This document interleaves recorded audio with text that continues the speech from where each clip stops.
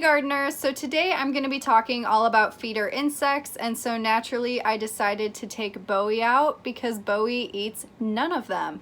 But anyway, I'm going to go over this because I've been getting a lot of questions regarding them lately, and there's things that you should know when it comes to feeder insects, so we're just going to cover all of them today. Well, maybe not all of them, but we're going to cover most of them because there's so many different feeder insects that you can feed your animals. So I'm going to go over the most popular ones that you guys would see. So the very first feeder insect that I'm going to cover today is the one that everyone knows of. They're the most basic thing that you can find at any pet store, and they're just so commonly used. They are crickets. So crickets, also known as Acheta domestica, are usually brown. They have long antennae, wings, and they have really large jumping legs. They are usually fed to reptiles, birds, amphibians, scorpions, and tarantulas. So a lot of people don't like feeding crickets because they are grossed out by them and they love to jump around and stuff. I'm totally used to it, but obviously if you aren't comfortable with bugs, then you probably shouldn't be owning a lizard or an amphibian that requires that in their diet. But crickets are the most common one that you see because you can literally get them at any pet store. They're just very popular. However, they aren't the most nutritious thing that you could be feeding your animals. So the most important thing that comes along with feeding crickets is to gut load. And gut load is when you feed the insects really healthy vegetables and greens and fruits and get all of that nutrients in their bellies right before you feed it to your reptile or amphibian. That way they get even more nutrients while eating them.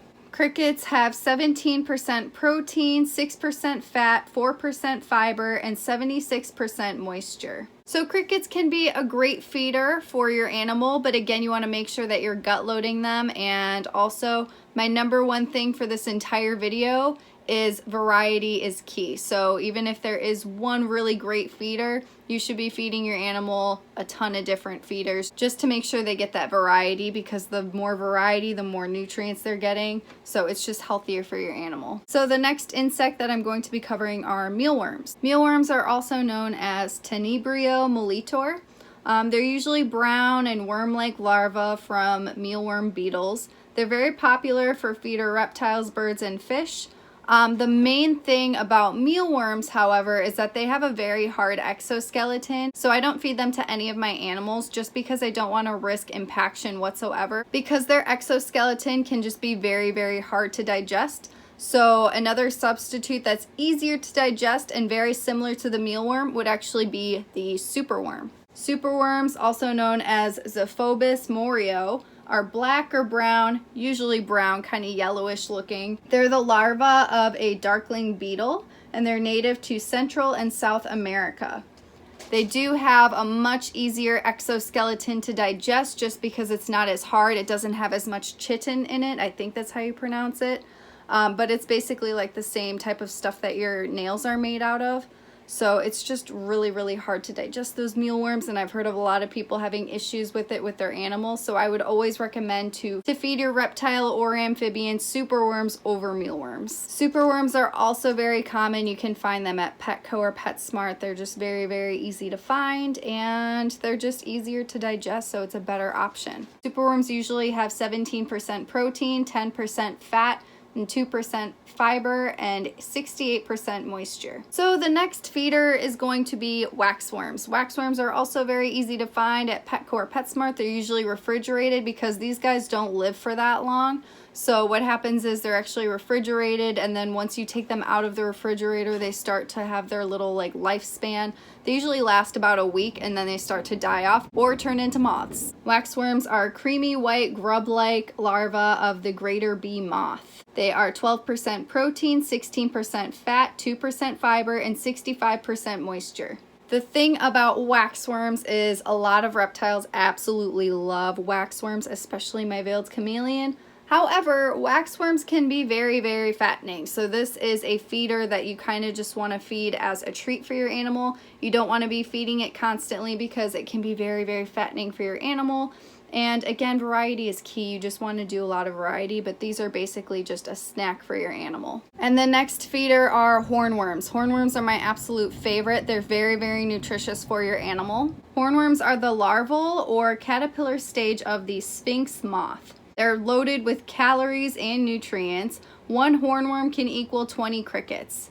They're 10% protein, 2% fat, 3% fiber, and 85% moisture. So these are a little bit harder to find. Sometimes you'll see like one little one that's pretty expensive in a container at Petco. Sometimes it's like really random. Occasionally I'll see that there, but usually what I do is I get my hornworms from reptile shows, or you can actually order them from Josh's Frogs and have them shipped to your door, and they come with the food and everything. So another great thing about hornworms is they do start off very small, but if they have the food that comes with the package, they actually grow very, very fast. So if you want to feed your animal a bigger worm, just wait a few nights and it will be way, way thicker. They can literally get to be like the size of your finger. Like, they get so big.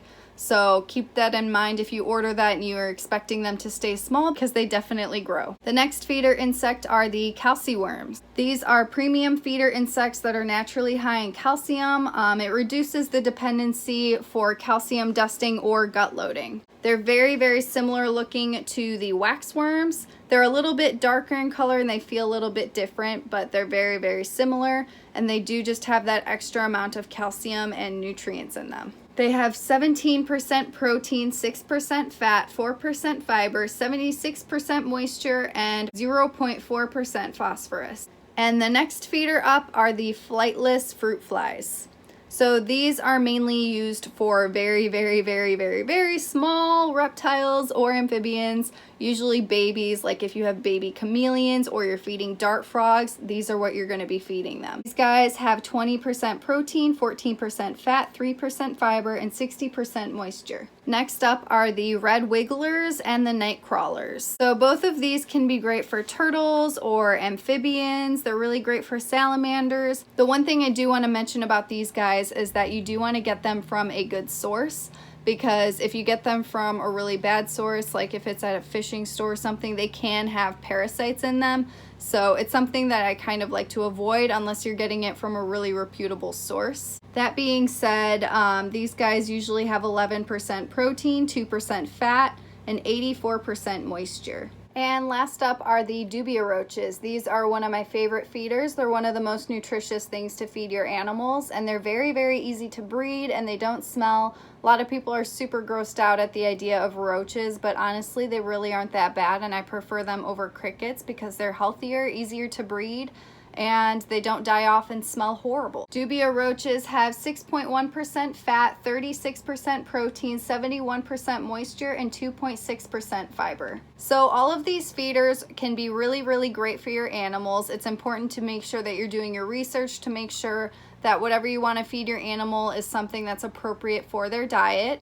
If you are feeding an insectivore, it's a really great idea to make sure that you try all of these. There's so many other options. You can also try silkworms, but a lot of these options, you just want to make sure that you aren't feeding a ton of waxworms because they are so fatty. You do want to make sure that you're gut loading everything, because that's just going to add so much more nutrients to the insect that you're feeding to your animal. And again, just try to vary it up as much as you possibly can, because the more the better. You don't want to eat the same thing every single day, and neither do your reptiles. They can definitely form their preferences, and they like some feeder insects over others. Just try to do your best to make sure that you're giving them the most varied diet you possibly can, because in the long run, it's going to be better for them. So I hope that this video was helpful. Thank you guys so much for watching, and I'll see you in the next one.